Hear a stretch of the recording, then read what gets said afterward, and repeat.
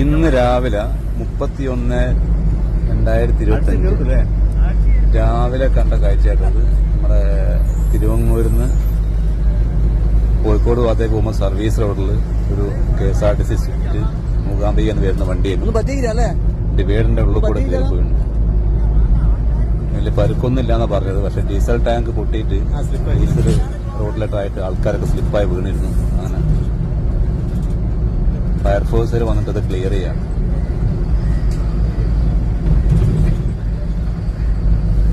എന്താ സംഭവിച്ചെന്നറിയില്ല.